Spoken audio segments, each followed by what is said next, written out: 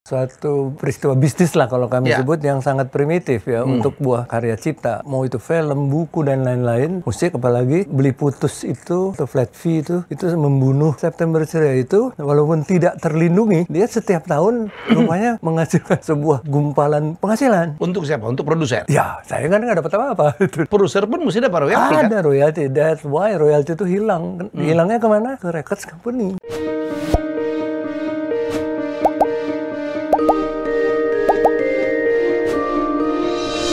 Tamu saya langsung terbang dari New York. Keren banget. Seorang komponis, lagunya keren-keren. Dan Gue Hidup itu, apa lagu-lagu ciptaan sahabat gue ini ada mempengaruhi hidup saya lah ya. Dan sekarang beliau jadi pejuang hak cipta. James F. Sunda. Selamat. Ketemu lagi Om Elmi. Iya, gue kalau ke New York, pokoknya ketempuan dia nganterin gue lah kemana-mana. Harus. Udah, orang kan nggak banyak tahu kalau James tinggal di New York ya. Sebagian tahu lah. Iya, tapi banyak yang masih belum tahu. Berapa tahun lo di New York? Kalau New Yorknya sekitar 12 lah. 12. Ya, 12 tahun. Sebelumnya? Sebelumnya Nashville. Sebelumnya lagi Boston. Tapi bolak-balik ya. Ada setahun di sini, balik ke sana. Ya gitu. Luar biasa ya. 12 tahun di New York. Dan untuk anak-anak milenial barangkali nggak tahu Om James siapa. Karyanya yang masih beredar kali Astaga kali ya. Astaga. Ironi. Apa yang?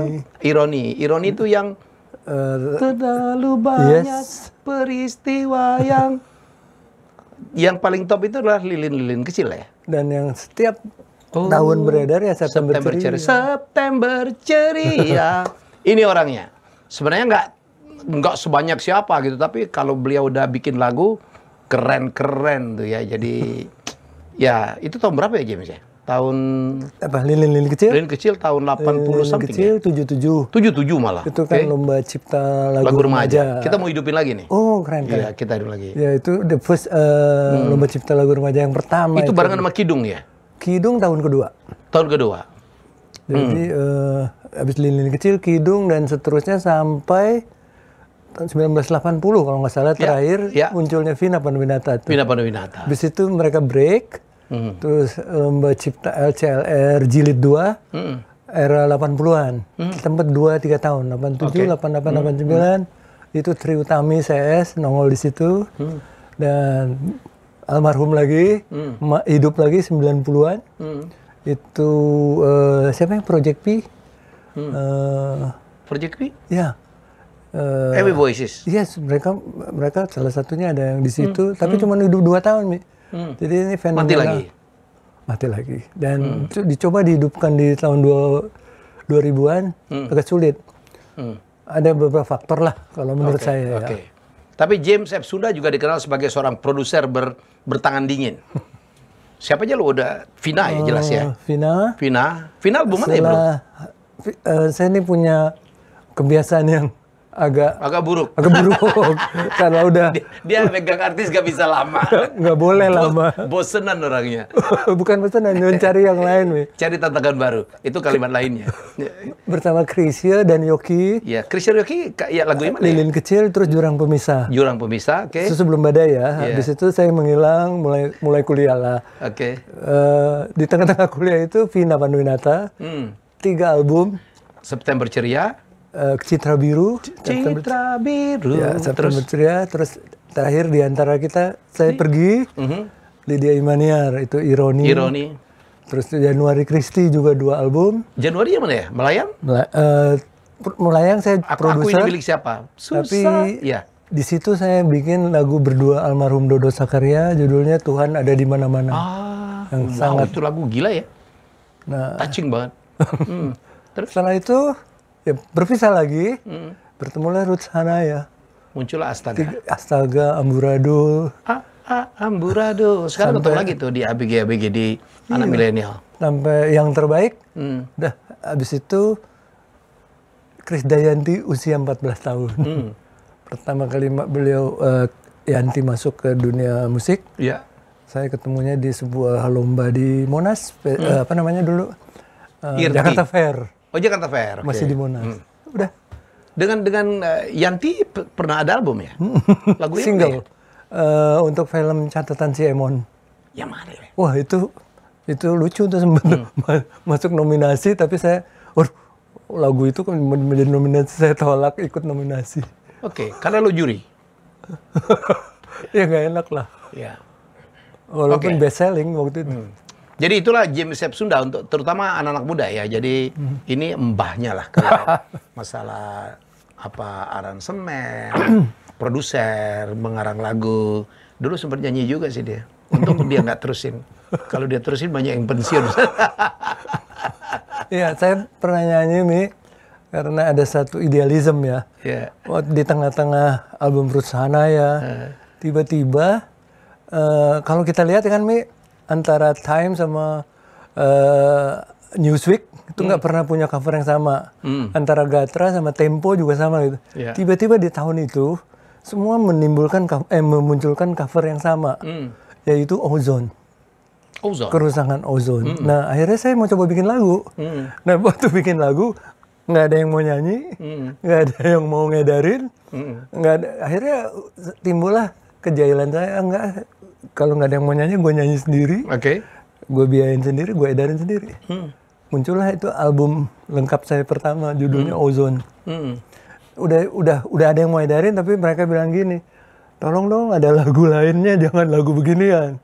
Akhirnya saya buatlah lagu judul Sakuku Rata.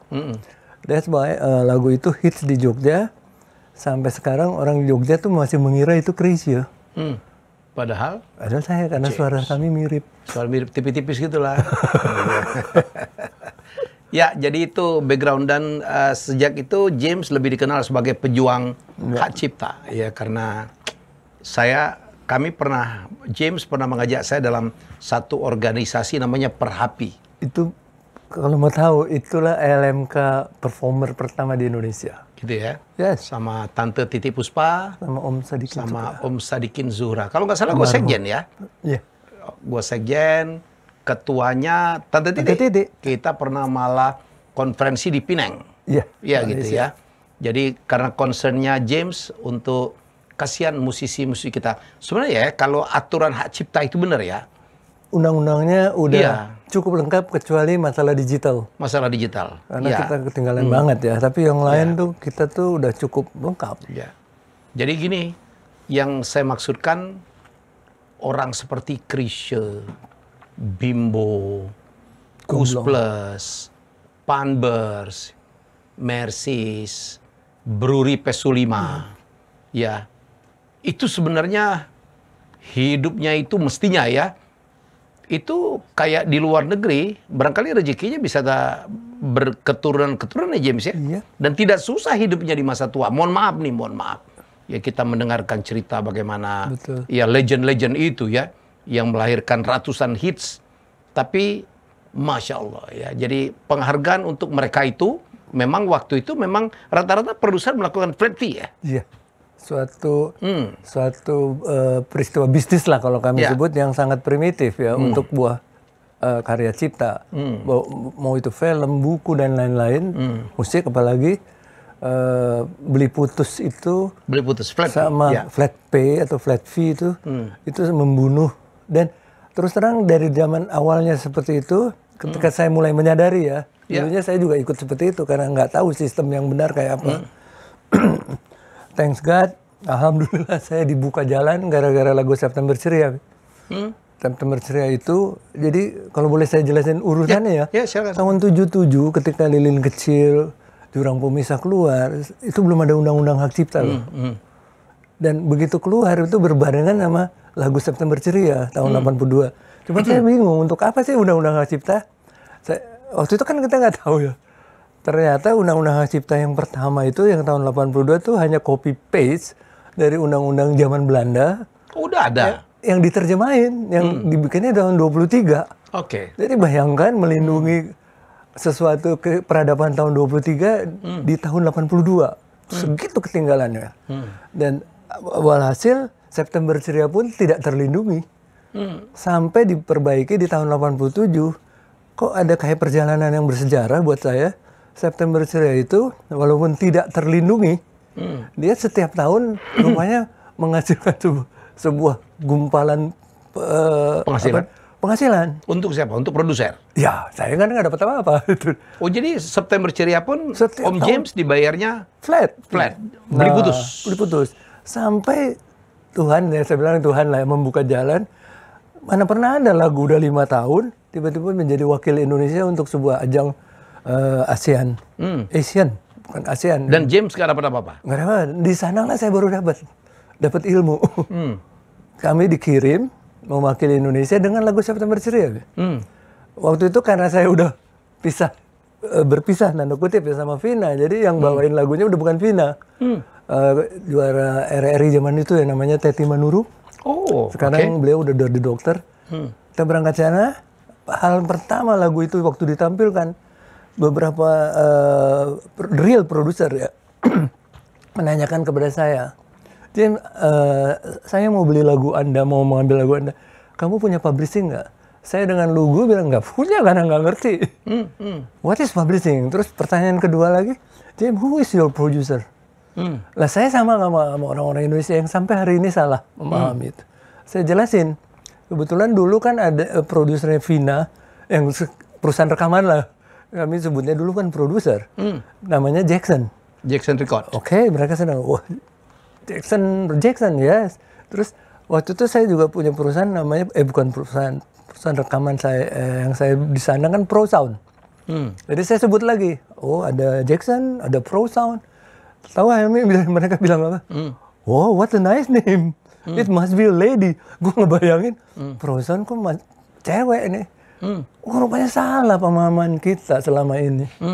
Producer is not person kalau di kita kan. Kita selalu menganggap produser itu perusahaan company. Iya. Padahal produser as a person ya saya, Adi MS, Dodo Sakaria, Glenn itu produser. Iya, produser. Orang dan orang itu punya royalti harusnya. Produser pun mesti dapat royalti kan? Ada royalti. That's why royalti itu hilang. Hilangnya kemana? Ke records company. Record company. Itulah saya terbelalak. Jadi tahun 87 melalui September Ceria, awal muasalnya saya mulai mencoba membuat publishing pertama di Indonesia dulu. Which is? Iya. Walaupun tanpa mengerti apa-apa ya, karena dengan cara itu ternyata lagu-lagu kita bisa beredar di luar. Ya, dan aturannya jelas. Dan setelah itu saya dimusuhi. Di lokal, ya. Bukan sampai sekarang dimusuhin. Makanya melarikan ke New York. Tanda kutip ya. Tanda kutip. Maksudnya, lebih tepatnya gitu, yang aku jalanin agak beda sama yang lain-lain. Kalau anak-anak sekarang udah ngerti begituan ya? Sebagian besar, tapi Ya. masih ada sisa-sisa yang dulu. Itu lebih akibat karena undang-undang hak cipta kita kan sangat ketinggalan ya tadi Mi ya. Ya. Yang pertama kali punya udah ketinggalan 50 tahun. Terus dibener-benerin pun selalu ketinggalan. Bahkan Helmi tahu nggak undang-undang hak cipta? Coba cari kata-kata digital di dalamnya. Belum. Nggak ada. Selalu ketinggalan. Bayangkan, kita sekarang udah hidup di era digital. Anak-anak sekarang, musisi sekarang beruntung ya, kaya-kaya. Karena mereka at least tidak lagi dibayar beli putus, jual Dan putus mereka ya. tidak Mereka ada melakukan- royalti ya. Karena adanya barrier yang dijebol kan ya. Iya. Jadi banyak tidak ada G2G, yang pura-pura G2G juga. Siapa yang pertama ngejebol itu ya, James? Yang akhirnya produser terpaksa dealnya tuh based on royalty, bukan lagi. Kalau sepengetahuan saya ya, album Kaulah Segalanya Ruth, kami berlima, JACEI, kita bikin JC, J-nya saya, A-nya Aminoto Kosin, C-nya Chandra Darusman, E-nya Erwin Gutawa, Y-nya Yos itu dulu manajernya Ruth Anaya. Pertama kita, ya ilmu yang saya dapat, yuk kita mulai royalti, biar teman-teman merasakan. Jadi dan nggak gampang tuh Mi. Ada yang enggak deh gue dibayar flat fee aja, tapi kita bohongin. Ya deh, padahal flat fee yang kita bayar itu adalah advance. Yang selama ini nggak advance, itu berhenti di situ kan. Jadi ketika album UT meledak, mereka kaget-kaget. Gue dapat lagi nih. Ya itu lah. Terus saya ulang lagi waktu Indonesian Idol pertama. Itu saya terharu karena saya membantu, waktu itu masih ada ya, BMG masih hidup, BMG. sekarang udah nggak ada. Mereka minta bantuan mengurus itu, jadi para pencipta lagu senior, lagu-lagunya saya ambil, kita bayarin dengan sistem royalti. Ada yang terkaget-kaget, waduh, gue dapat banyak sekali ya. Ya deh, itu hakmu. Nah, di era digital pun terjadi hal yang sama. Ya. Sekarang anak lebih ngerti ya. Sekarang banyak yang lebih ngerti. Dari kampung-kampung aja ya, kayak yang dari Jogja, itu Darboy Gang, betul. Ya Denny Caknan, itu dia menjadi produser dirinya sendiri itu. Apalagi kan masuk di YouTube kan monetizing. Yes. Dan kalau kita nggak coba memahami itu, mau nggak mau dia ditinggal dengan dalam era disrupting kayak sekarang ya. Udah ketinggalan lagi. Undang-undang kita kan ya, mohon maaf, undang-undang kita kan selalu kayak kaca spion. Mencoba memperbaiki yang rusak, bukan menciptakan. Tapi begitulah bro, undang-undang tuh selalu datangnya terlambat. Karena di Indonesia apalagi ya, terutama untuk bikin undang-undang tuh lama banget. Proses di DPR, banyak kepentingan. Ada yang setuju, ada yang nggak setuju, yang terganggu akan menghalangin gitu-gitu tuh. Ada yang pura-pura setuju. Ada yang pura-pura padahal tidak, ya kan? Kita ingat dulu Anang kan berjuang untuk undang-undang musik aja udah kayak apa tuh ya. Ya, jadi kadang-kadang justru senimannya sendiri menentang. Ya. Padahal kita berjuang untuk dia nih. Menentang itu bukan karena nggak tahu. Betul. Gitu loh. Ya, jadi gitu. Bener ya. Tapi kalau kita lihat ya, kalau saya tetap yakin sesuatu yang benar, yang hak, itu ajaran semua agama ya, yang hak akan datang lah. Dalam bentuk yang lain gitu kadang-kadang. Kayak saya dulu, saya ngerasa, ya untuk merit aja dulu ya, wah dapat apa kamu gitu. Tapi ternyata itu bisa kita korek. Kalau saya dapetnya saya dulu dari luar Indonesia, tarik dulu. Bayangkan Mi, lagu saya sekitar 60-an beredar, yang saya buat, nggak banyak saya. Tapi yang menghasilkan, benar-benar menghasilkan tuh yang terputar di dunia internasional sekitar 14 song ya. Yang right-nya pun nggak 14 karena ada yang cuma 50% hak saya gitu. Right-nya cuma 8,25%. Itu sekitar jauh, sepertiga lah ya. Jauh lebih gede dari si 60 yang beredar di Indonesia. Ya. Gila, ya. Makanya saya sering bilang, musisi sekarang selain paham musik ya, dan musik itu kan secara teknis kan udah sangat dipermudah dengan digital ya, teknologi baru. Tapi harus masuk ke dua bidang lagi, manajemen sama hukum. Ya. Memahami. Harus ngerti lah minimal. Ya, harus ngerti. Kalau nggak punya manajer lah, yang ngerti, punya lawyer sendiri ya. Terakhir, istrinya lawyernya galak lagi di New York. Namanya dia. Kalau itu saya beruntung. Karena istriku juga dulunya musisi nih, startnya dari sekolah musik dari Berklee College of Music kan, jadi ada benang merahnya lah. Walaupun kalau soal musik kami nggak pernah cocok. Makanya dia ngelihat James itu selalu kagum ya. Mumpung lianya nggak ada ya, kita omong-omongin aja. Jadi teman-teman, ada seorang lawyer ya, lulusan dari Berkeley, lulusan dari macam-macam lah dia ya, ada sekolah hukum yang top di Boston juga gitu. Sama-sama gua di MIT untuk leadership program gitu. Dan dia sekarang jadi lawyer yang bagian imigrasi terutama ya. Ya, jadi itu sahabat gua, sahabat istri gua, tiap kali ke New York minta bantu dia aja. Aman semua. Orang Amerika kan kalau mau lawyer takut ya ternyata. Ya, kecuali James. James akhirnya James kan juga YKCI ke dulu ya? Bukan YKCI. Tepatnya saya terdaftar di KCI. Untuk Indonesian area. Di luar Indonesian area saya escape. Escape itu apa? Escape itu LMK besar yang di Amerika. Masuk ke situ juga? Iya. Oh iya, KCI sama sekali nggak ikut ya? Nggak ikut. Tapi yang kemarin kan akhirnya pemerintah kan bikin juga. Membuat ini. Karena di Indonesia akhirnya ternyata lembaga seperti KCI itu berjamur. Itu kan berakibat buruk juga untuk penanganannya. Jadi kadang-kadang sebuah tempat itu ditagih oleh banyak orang. Dan untuk karya yang sama. Yang karya yang sama, yang punya tempat akhirnya punya alasan untuk nggak bayar dan sebagainya. Sehingga pemerintah membuat sebuah LMK nasionalnya. Jadi CMO nasionalnya lah. Nah, saya diminta untuk jadi komisi. Yang itu ada Omai Rama, ada Sam Bimbo segala macam. Itu jilid pertama. Itu pada negara ya? negara yang memutuskan ya, karena itu keputusan menteri. Ya, sanction. Iya. Ya, oleh negara. Saya udah sampai ke jilid. Badan kolektor ya, koleksi. Kolektornya itu bukan kolektor ini loh, tapi kolektif. Jadi kebersamaan. Ya, kebersamaan. CMO. Lembaga Manajemen Kolektif Nasional. Kalau KCI itu LMK. Lembaga Manajemen Kolektif. Yang dulu kita mau buat itu nih, Perhapi. Itu LMK. So di bawah LMKN tuh banyak LMK. Termasuk LMK untuk artis yang kayak Perhapi dulu. Ya dulu di Perhapi kita berjuang lah ya. Iya. Kadang-kadang gini, kayak lagu Kemesraan. Itu yang bikin karyanya Frankie sih deh. Frankie dan adiknya. Frankie dan siapa namanya? Yang cowok kan? Bukan iya, Jin kan? Iya, bukan yang cowok. Frankie, tapi dia yang Johnny Sahilatua. Johnny Sahilatua. Tapi dia menjadi populer oleh Iwan Fals. Yes. Ya. Yang dapat royalti siapa ya, Bro? Nah, harusnya semua dapat. Yang betul ya kan? Kemarin tuh ya kan lucu kan? Dapet. Harus semuanya dapat. Dapat. Termasuk Arranger loh. Yes. Itu yang kita ini kan, bayangkan sebuah lagu tanpa diaransemen dengan baik. Itu parah tuh. Nah, mereka itulah yang disebut produser sebetulnya. Produser ya. Kan bayangkan lilin lilin kecil saja. Kalau nggak ada intro yang oleh produser seorang Yogi, mungkin tentu itu juga ya. September Ceria kalau nggak ada intro yang manis dari ADMS, produser saya. Nah, khusus kayak September Ceria, selalu haknya produser saya kasih, Mas Helmi, ke Adi.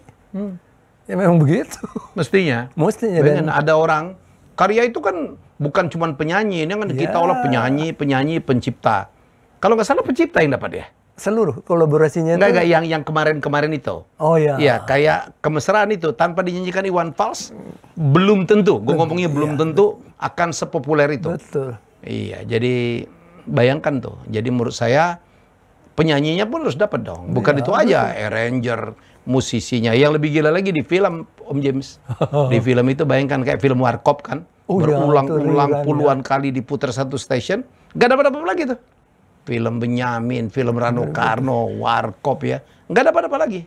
Jadi ini yang mestinya kita harus tertipin ya. Betul. Ya, padahal pekerjaan-pekerjaan kolektif. Dan itu ada menginduk kepada undang-undang yang kita sebut tadi, undang-undang hak Kalau cipta. aturan benernya kayak apa, James? Undang-undang ya berdasarkan undang-undang hak cipta yang common ya, yang seluruh dunia. Yang universal. Iya.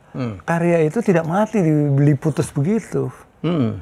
Kecuali misalnya ada bentuk-bentuk kayak lukisan. Ya. Dia kan memang berhenti, dia tidak terlukis, tapi tidak bisa diproduk ulang. Dan dinikmatin sendiri biasanya. Taruh di rumah ya. Kalau buku, dia kan terus bisa dicetak ulang. Jadi setiap pencetakan itu, si pemiliknya harus terus dapat. Nah seperti itu. Hanya memang, kalau saya pelajari ini saya sendiri ya, kita kurang menghargai, padahal kita tuh punya jiwa gotong royong. Bahwa semua kerja-kerja ini adalah kerja kolaboratif. Iya, iya. Nah, kalau udah kerja kolaboratif, janganlah cuman dari 5 orang masa 2 aja yang seneng gitu. Nah, di Indonesia gitu. Mumpung yang 3 nggak tahu, kita ajar terus. Nah, itu berakibat ya kayak sekarang. Bayang ya, kayak seorang Elvis Presley, itu anaknya, ya kalau Priscilla ini kemarin siapa kan, Lisa Mary itu kan memang mismanagement ya. Kayak raya tuh, 7 keturunan.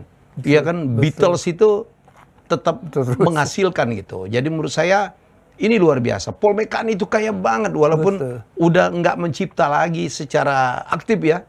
Di Indonesia tuh mestinya begitu ya. Kita sedih tuh. Ya musisi-musisi tua, pujaan kita, hidupnya susah ya kan. Kalau udah tua nanti kalau sakit donasi. Lu yang pernah ngolong James, setiap kali ada donasi misalnya ada musisi tua legend gitu yang butuh pertolongan. Mestinya nggak perlu begitu ya. Perlu begitu. 3 tahun lalu di tengah pandemi ya, kami juga karena saya kan bolak-balik ya sebagai komisioner tadi ya, hampir putus asa. Teman-teman yang masih hidup juga susah, apalagi yang udah nggak ada.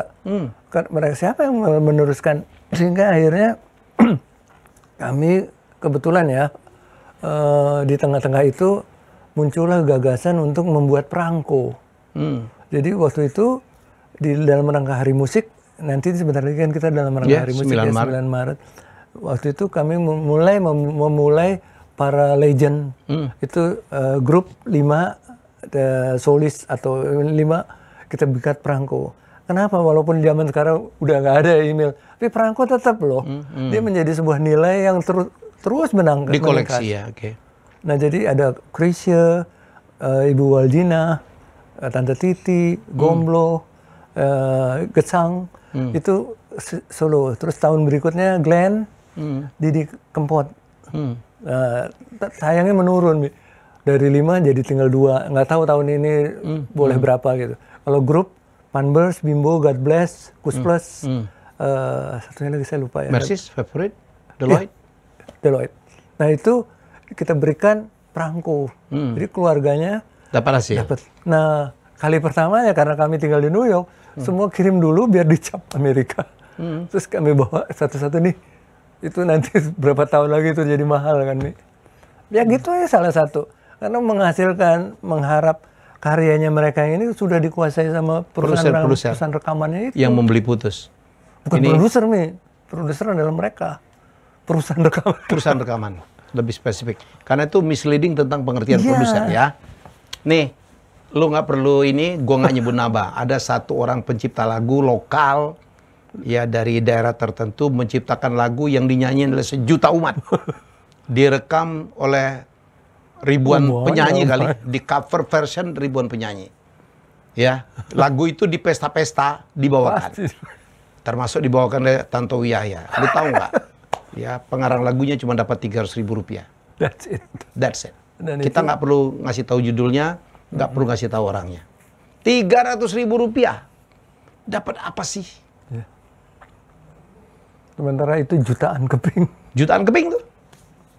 Ya lakunya. Jadi sebegitunya dulu kacaunya ya, semrawutnya dunia hak cipta dalam bidang musik ya James. Oleh karena itu James Sepp Sunda. Musik buku juga sama nih. Ya buku mah dibajak-bajak lah. Iya.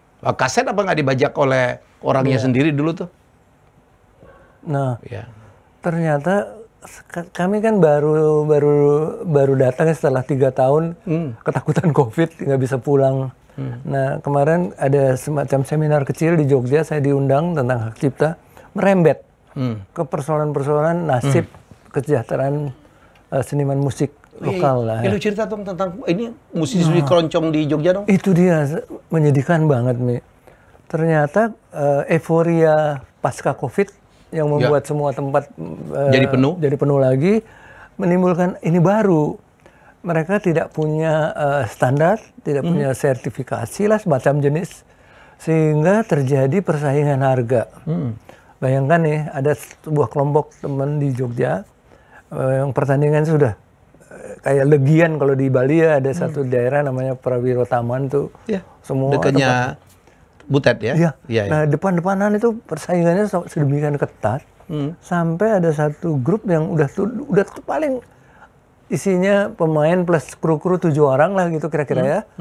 Dibayar main 3 jam, dibayar 600.000 Mi. Main 3 jam, dibayar 600.000. Ada 1 jamnya 200.000, ada 7 orang kru. Ntar gue bagi dulu. 200.000 kan dibagi 7. Masya Allah. Itu artinya sekitar 30.000 ya? Iya. 30 sejam. Jadi main 3 jam tuh paling cepat. Nah itu nggak sampai 100.000. Mirisnya Mi, di Jogja tuh ada apa namanya performing art yang manusia di cat silver itu. Oh iya. Namanya Silverman. Manusia silver ya. Lebih besar itu penghasilannya. Nggak perlu skill tuh. Ngeri ya. Ya, jadi ini apa yang harus kita lakukan James kalau gini James? Kalau saya, kami dulu pernah memetakan hal sejenis. Cuman lawan kami adalah musisi Filipina. Dulu kami kesal dan marah. Kenapa hotel-hotel di Jakarta lebih banyak pakai dan mahal? Iya. Ternyata setelah kita mengintrospeksi ya jelas mereka disiplinnya tinggi, penguasaan komunikasi bahasa Inggris bagus dan apa namanya pelayanan itu emang enak. Nah kita didik dulu Mi. Kalau udah sekelas harganya harus sama atau lebih dong. Iya. Nah lokal. Dulu kami berhasil. Ada 3 band kita yang jadi band termahal di Jakarta. Dengan cara yang sangat mudah ya, saya campur dulu Mi. Ya, untuk komunikasi ambil Filipina 1, sisanya Indonesia gitu. Lama-lama Indonesia semua. Nah, hal seperti itu yang saya usulkan untuk di Jogja dimulai. mulai sama yang nyanyi bener, karena kalau enggak nanti mereka persaingannya adu murah, udah nggak ada quality, ujungnya juga nggak baik buat pengunjung. Hotelnya mungkin sekarang seneng ya, atau restorannya dapat barang murah, tapi lama-lama quality-nya hancur. Nah, untuk itu kan bisa di mapping. Se-Jogja ini ada berapa sih pertunjukan kebutuhan musik, sama kayak di New York. Di New York tuh pendapatan pemusik yang paling rendah untuk musik-musik itu $24 per hours. Yang paling murah loh. Yang ratusan banyak banget. Itu jadi memberi kesempatan mereka hidup. Kalau mereka udah hidup, komposer segala juga terhidupi. Ini mereka aja nggak terhidupi, pasti apalagi buat bayar untuk komposer, penyanyi aslinya nggak. Jadi itu saling seperti kayak lingkaran setan ya kalau saya bilang. Gila ya. Apakah ini saya mencoba melihat apakah karena bangsa kita tuh belum sampai ke industrial, karena copyright itu kan muncul dalam sifat kultur industri kan. Kita kan masih agraris yang gotong royongnya, walaupun nggak salah loh. Saya pernah membandingkan kok dulu sebuah peristiwa pelanggaran kalau di Indonesia dianggap tidak. Misalnya kita menciptakan bentuk ini ya cangkir kayak gini. Kalau saya bikin lagu yang sama, pasti saya melanggar. Tapi kalau di Bali nggak loh. Kalau kita bikin patung kodok, tetangga kita harus bisa sama. Iya. Kayak dulu ingat dulu Cokot ya kalau nggak salah. Iya. Yang bikin apa ukiran dari pisang ya. Tiba-tiba semua pisang. Nah, itu tapi at the end itu mereka percaya Tuhan mengembalikannya dalam bentuk harvest panen yang baik. Yeah. Sama ujungnya kan ekonomi juga. Cuman cara perputarannya sebetulnya bisa kita sandingkan. Ini yang salah nih ada pihak kalau tadi kolaborasi, ada pihak yang greedy, ada yang nggak mau tahu sampai habis juga ini hak gue gitu. Padahal kalau di luar nih, kenapa dunia digital di sana enak? Kita tinggal tenang tidur, udah terhitung, ada AI yang menghitung sendiri. Ya. Ada big data. Kenapa? Ya? Karena masing-masing pihak AI itu juga dapat, desainernya, teknologinya dapat, the song dapat, the singer dapat, semua dapat. Langsung terdistribusi dengan benar. Sekarang udah makin baik kali JB. Apalagi kalau yang ngitungnya tuh orang luar ya. Ya. Gitu. Jadi kan kayak di YouTube gitu. Betul. Wah gila, ada satu lagu diputar 30 juta kali, ada yang 40 juta kali. Ini seniman Indonesia. Jadi mereka cukup dapat duit banyak tuh dari sana. Ya. Hanya memang 1-2 terjadi case yang kalau saya anggap itu karena kurang paham. Misalnya, kok belum minta izin kok udah dinyanyiin gitu. Yeah. Nah, bayangin nih, saya termasuk itu kayak ada 2 mazhab ya. Memang copyright itu masalah perizinan, diizinkan or not. Tapi kan minta izin zaman dulu sama sekarang kan beda lah. Yeah. Bayangkan waktu COVID berlangsung tuh aku terisolir di sana ya. Terus lagu Lilin-Lilin Kecil itu ternyata di cover oleh lebih dari 1.268 orang. Gitu ya? Seluruh dunia? Kalau perharinya kan berarti lebih dari 5 orang. Iya. Gue kapan tidurnya kalau tiap orang, boleh nggak saya izin minta lagunya, saya cover? Terus saya jawab, oh ya boleh. Kapan saya bisa? Akhirnya saya karena saya penganut mazhab yang mengizinkan asal ditandai dengan tidak ada mens rea kalau bahasa hukumnya. Nggak punya niat jahat. Nanti kan dihitungin sendiri sama AI. Tapi kalau dia dari awal sudah punya niat jahat, misalnya niat jahat tuh ya, yang sederhana aja, dia nyanyi, lagunya dirusak, itu melanggar. Karena ada hak moral yang dilanggar. Atau dia nyanyi, tiba-tiba namanya diganti, itu pelanggaran. Atau dia nyanyi, ngitungnya dibohongin. Nah selama itu dia nggak coba langgar, dia pasti dapat, saya juga dapat. Sederhana itu sebenarnya. Jadi jangan teknologi ini dicegah-cegah. Hanya kalau ada yang mencegah itu karena mungkin nggak tahu. Iya. James, apa advice lo James untuk musisi Indonesia ya? Ya itu tadi ya. Pertama, selain kalau belajar musik kita secara teknis sangat jauh lebih dipermudah. Terus biarkan generasi yang lebih baru menemukan musiknya sendiri. Karena pertentangan itu akan dimanfaatkan kalau kita bertentang terus. Kedua, pelajari hukum yang bukan hanya buat memprotek karya kita, tapi untuk menyiapkan hukum baru yang nanti semua bisa dapat. Karena kalau kayak begitu nggak kelar terus. Yang ketiga, manajemen. Dan jadi jangan ragu-ragu bergabung sama anak-anak sekolah manajemen. Ya itu kayak memang karena nggak seluruh musisi ngerti ya kan. Betul. Yang terakhir IT. Belajar harus paham IT juga. Harus. Udah. Karena sekarang kan musik pun nggak ada negaranya. Dan jangan mau flat fee. Ya itu udah. Apapun akibatnya. Saya dulu menanggung banyak akibat. Sampai saya salah satu, mungkin ada beberapa yang saya nggak kenal, nggak tahu, tapi saya adalah salah satu yang lagunya nggak pernah diputar di Aneka Ria Safari. Karena prinsip. Laguku nggak ada loh, karena kalau zaman dulu tuh katanya harus mendaftar menjadi anggota partai tertentu. Iya. Itu zamannya disut. Gitu ya. Jadi lagu saya nggak ada. Terus apa yang James bisa tawarkan sebagai seorang James lebih mendeklar dirinya sebagai apa sih sekarang? Mau apa? Saya lebih banyak ngasih tahu ya. Jadi kalau ada teman-teman yang pengen tahu secara ilmu, karena ilmu hak cipta tuh nggak mudah, bener-bener harus digali. Nah, kadang-kadang saya coba melihat apa yang pernah kita lakukan. Jadi saya punya publishing pun juga di Nashville sama di New York. Punya publishing, Di Nashville, di New York.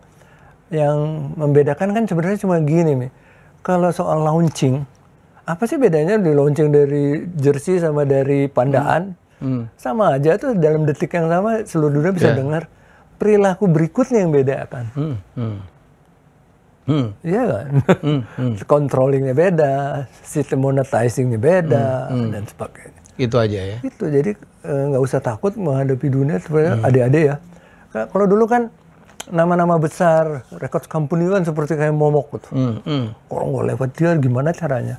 Sekarang nggak, cobain aja. Tembus sama gini. Saya percaya nih ya, Indonesia itu kan punya lebih dari 400 lebih akar musik. Satu kabupatennya bisa punya 2-3 loh. Iya. Nah, Malaysia itu cuma punya 5. Malay, pengaruh Cina, pengaruh Timur Tengah, India sama Barat. Tapi kenapa mereka bisa mengeksplor musiknya lebih dari kita? Eksplor dalam tanda kutip ya. Sebagai sebuah benda ekonomi. Apalagi, nah kita segitu banyak kok nggak bisa sih. Jangan-jangan kita salah mencoba mencampur-campurkan.